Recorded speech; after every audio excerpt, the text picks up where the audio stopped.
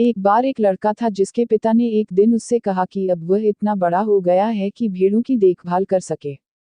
हर दिन वह भेड़ों को घास चरने के लिए ले जाता और उन पर निगरानी रखता। देखते ही देखते भेड़ें बड़े हो गए और उनका ऊन भी घना हो गया था।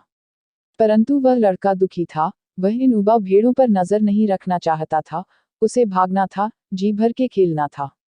इसलिए उसने कुछ मजेदार करने का फैसला किया और एक दिन वह चिल्लाने लगा, भेड़िया, भेड़िया। इससे पहले कि भेड़िया किसी भेड़ को खा जाए, उसे भगाने के लिए पूरा गांव पत्थरों के साथ दौड़ता हुआ वहां पहुंचा।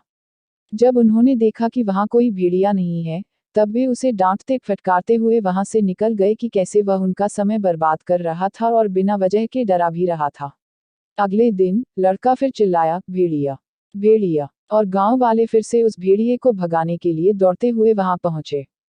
लड़का उसने पैदा किए डर पर हंस रहा था और गांव वाले वहां से निकल गए, और उनमें से कुछ औरों से ज्यादा क्रोधित थे।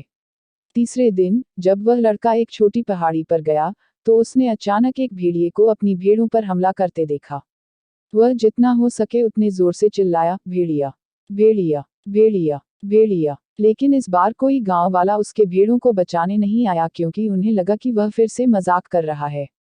पहले बिना वजह सिर्फ भेड़िया चिल्लाने से उस दिन उसने अपनी 3 भेड़ें खो दी। कहानी से मिली सीख, लोगों का ध्यान आकर्षित करने के लिए कहानियां न बनाएं क्योंकि ऐसा करने से जब आपको वाकई में जरूरत होगी तब आपकी मदद करने के लिए कोई नहीं आएगा।